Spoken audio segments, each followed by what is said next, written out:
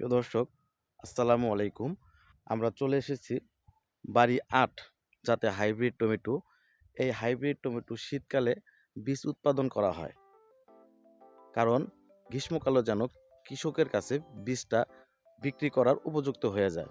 তাই আমরা বীজ উৎপাদনের কৌশল অবলম্বন করতেছি এবং বীজ তৈরি করতেছি। আমরা এই পর্যায়ে দেখাবো কিভাবে বাড়ি ৮ জাতের হাইব্রিড টমেটোর বীজ উৎপাদন করা হয়, সেই প্রক্রিয়া। আপনারা আমাদের সঙ্গে থাকেন, লাইক কমেন্ট করবেন এবং শেয়ার করবেন।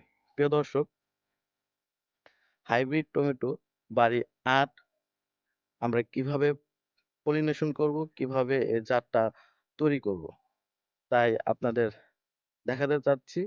আপনারা সঙ্গে থাকেন। কি করতেছেন এটা? Emasculation. ইমাস্কুলেশন। হুম।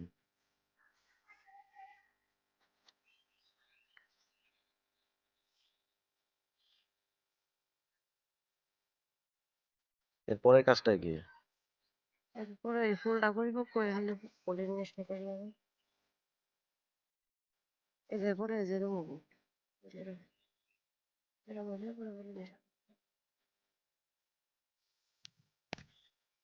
পাপড়িগুলো কাটা দিবেন, এই পাপড়িগুলো না? এই যে ছোট সাইডের এই পাপড়ি দিকাইটা এগুলো পলিন করে পলিনেশনের ভিডিও। হুম।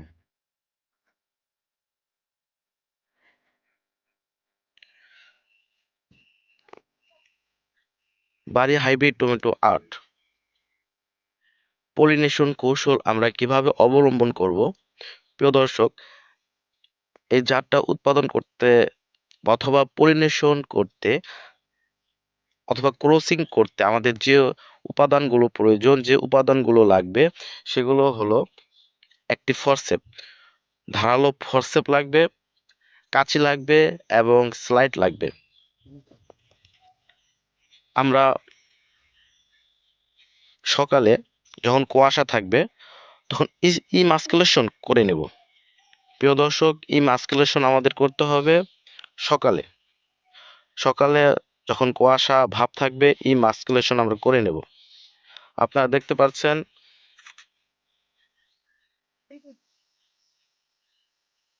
ইমাস্কুলেশন করে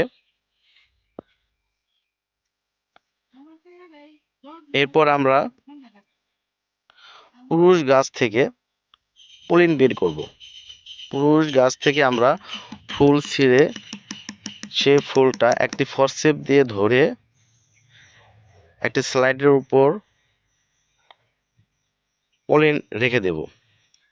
ফরসেপ দিয়ে ফুলটা ধরে সেই স্লাইডের উপরে একটা কাঁচি দিয়ে বাড়ি দিলে পলেন বের হবে। সেই পলিনটা দিয়ে আমরা পলিনেশন করব।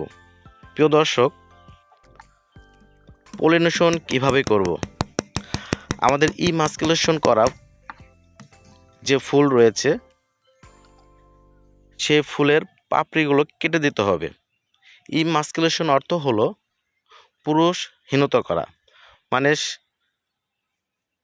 এই ফুলটি স্বপরাগায়ন হবে না, স্বপরাগায়িত হবে না। এতে বীজের মানটা ভালো থাকে।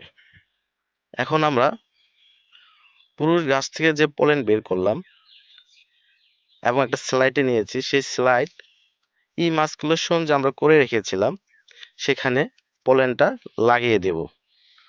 পলেন লাগিয়ে দেওয়ার উপায় হলো, ইমাস্কুলেশনের সময় যেভাবে ফুলটা আমি ফুটিয়ে রেখেছিলাম বা ফেটে রেখেছিলাম, সেখানে উপর দিয়ে যে পাপড়িটা রয়েছে সে পাপড়ি কেটে দিতে হবে। পাপড়ি কেটে দিতে হবে। প্রিয় দর্শক, আমরা যে গর্ভদণ্ড রেখেছিলাম, সেই গর্ভদণ্ড রেখে চারিদিকে যে পাপড়ি আছে সে পাপড়িটা কেটে দিতে হবে।